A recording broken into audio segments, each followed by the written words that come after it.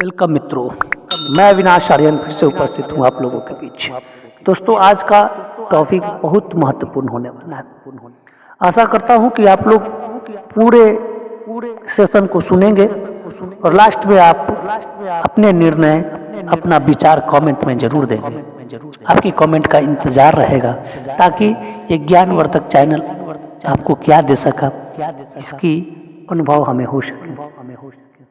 जी हाँ दोस्तों, चलिए देर ना करते हुए हम टॉपिक को स्टार्ट करते हैं। और आज का टॉपिक है वानरः पद तथा वानर शब्द।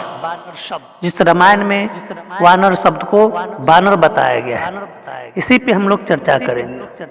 वानरः यह एक सुप्रत्ययी पद है, शब्द नहीं, शब्द है वानर, जिसे संस्कृत में प्रतिपदिकम की संज्ञा दी गई है। रही बात वानर की, तो इस शब्द विशेष का संधि विच्छेद नहीं हो सकता है, क्योंकि यह एक रूढ़ शब्द है। हाँ, पर वानरः पद का समास अवश्य हो सकता है, जिसमें बहुत शब्द इस तरह के हैं जो हमारे समाज में उलट फेर हो गए हैं। उसका जो है बोलचाल की भाषा में कुछ और अर्थ निकल के आ गया है, जिसके बारे में हम चर्चा करेंगे। चलिए तो वानर शब्द के बहुव्रीहि, जिसमें बहुव्रीहि समास है, जिसका समास विग्रह हो चुका है।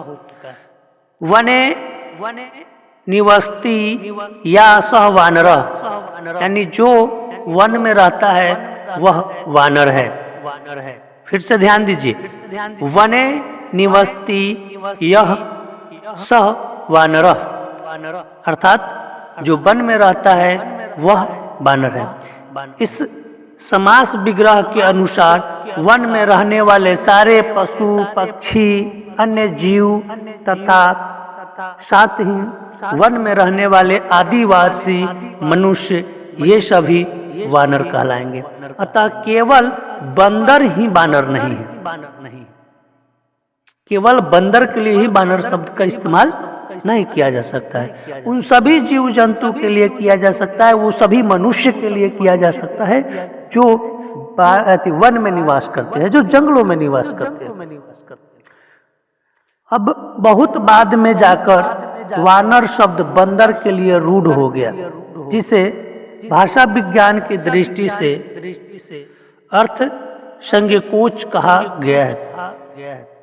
जहाँ और पहले वानर शब्द की विस्तृत अर्थ हुआ करता था, अर्थात वानर अर्थात वन में रहने वाले सारे पशु पक्षी, वन्य जीव तथा साथ ही वन में रहने वाले सभी लोग, आदिवासी के लिए उपयुक्त होता था।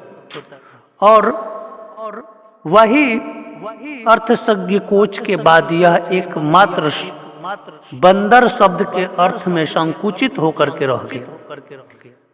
इसका इस्तेमाल इतना विस्तृत था, लेकिन बाद में सिर्फ बानर को बंदर शब्द के लिए ही संकुचित कर दिया गया।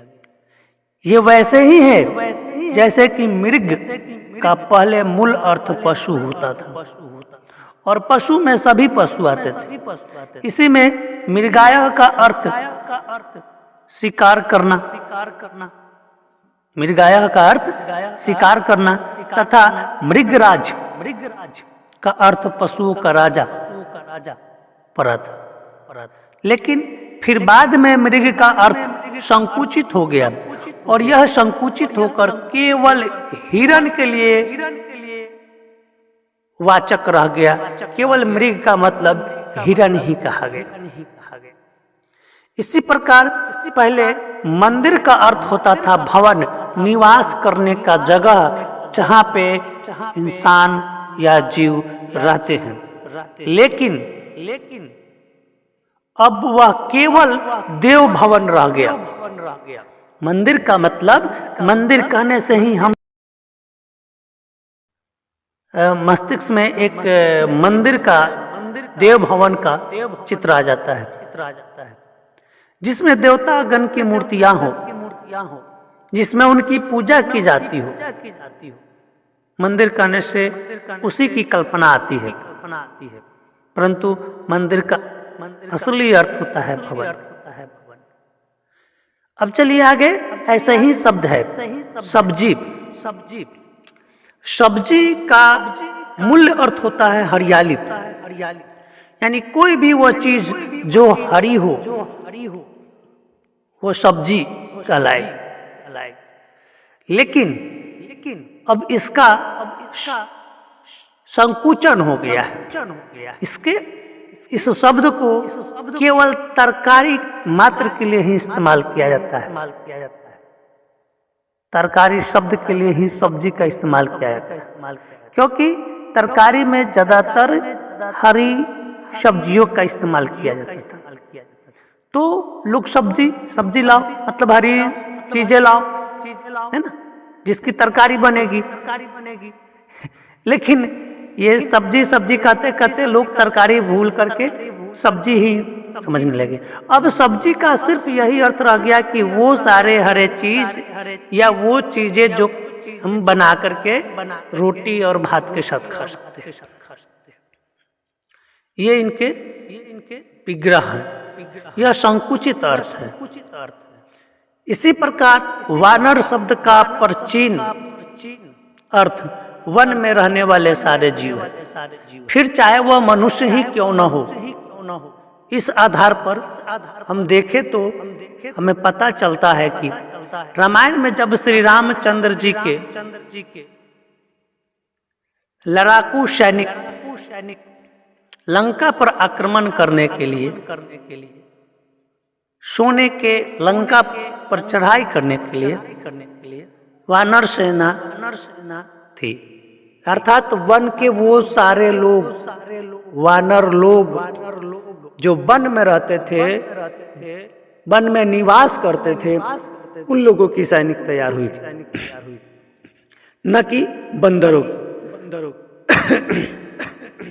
परंतु हमें दिखाया क्या जाता है कि वानरों की सैनिक थी, नहीं, वानरों की सैनिक थी, यानी वन में रहने वाले लोगों की सैनिक थी, न कि बंदरों की सैनिक।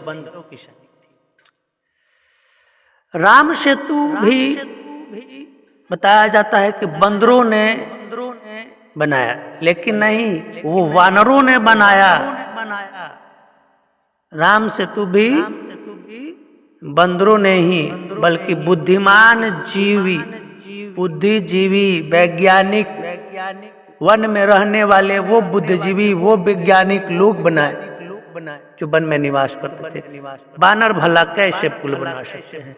तो वो वन में निवास करने वाले बुद्धिजीवी लोग थे, जो वनवासी थे, जो वन में रहते थे। नल तथा नील जो बंदर नहीं बल्कि वन में रहने वाले शिल्पकार थे, इंजीनियर थे। बाली और सुग्रीव भी कोई बंदर राजा नहीं बल्कि वनराज अर्थात वन के मानव राजा रहे होंगे, जो वन में अपना राज्य स्थापित किए होंगे। वनराज ना कि वानराज, है ना। इसी तरह हनुमान जी भी निश्चित रूप से बंदर नहीं होंगे। रामायण में वानर अर्थ वन में निवास करने वालों को बंदर के रूप में हमें भारतीय टीवी चैनलों में दिखाया जाता है। ये अपमान है उन वनवासियों का जिन्होंने भगवान रामचंद्र के लिए इतनी मेहनत की, इतनी बलिदान दी, और उन वनवासियों को आज बंदर के रूप में भारतीय टीवी चैनलों पर दिखाया जाता है। कितनी दुख की बात है, कितनी सर्वनाक बात। हमारा माइंड वॉश कर दिया गया है। वस्तुतः देखा जाए तो इन्होंने हमें मूर्ख ही बनाया है, क्योंकि आप स्वयं विचार कीजिए कि इन टीवी वालों ने बाली तथा सुग्रीव अथवा अन्य वानरों को तो पूंछ वाले बंदर के रूप में दिखा दिए, थोड़ा सा यहाँ पे सोचने वाली बात है कि बांदर, सुग्रीव, हनुमान, नल, नील ये सारे पूंछ वाले थे। ठीक है बंदर थे, मान लिया मैंने कि बंदर थे, तो फिर उनकी पत्नियां ये कैसे संभव हो? लेकिन इनकी पत्नियों को बंदरी नहीं दिखाया गया। इनकी स्त्रियां बहुत सुंदर सुंदर थी। माना जाता है कि पाली की पत्नी और रावण की पत्नी ये दोनों उस समय के विश्व सुंदरियां थी। तो विश्व सुंदरियां उस समय की बंदर से भला कैसे विवाह कर लेती? आज की विश्व सुंदरियां किसी गधे से विवाह करेगी क्या? तो उस समय की विश्व सुंदरियां बंदर से कैसे विवाह कर ली? सोचनीय बात है।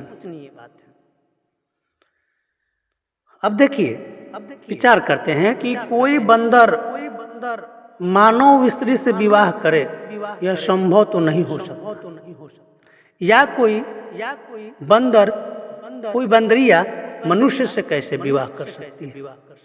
या तो दोनों बंदर जाति के होंगे तो आपस में विवाह करे होंगे, या फिर दोनों मनुष्य होंगे जो आपस में विवाह किए होंगे। तो बंदर का मानव के साथ तथा मानव का बंदर के साथ विवाह बुद्धि तथा तर्क के परे है। अगर थोड़ी सी बुद्धि है तो सोचा जाए तो एक बंदर मानव से कैसे विवाह कर सकता है? एक मानव एक बंदरिया से कैसे विवाह कर सकता है, या बंदर से कैसे विवाह कर सकता है? ये थोड़ी सी बुद्धि लगाने की बात है। इन टीवी वालों ने तो हमें बिल्कुल मुड बुद्धि, जड़ बुद्धि समझ लिया है, और हम लोग उसी की बात को देख रहे हैं, उसी चीज को समझ रहे हैं।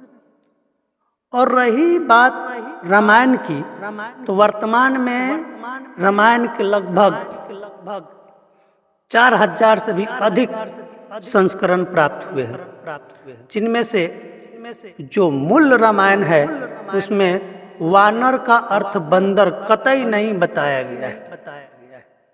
शेष शोध का विषय है, इस पर हम सबों को चर्चा करनी चाहिए, विचार करनी चाहिए, विमर्श करनी चाहिए।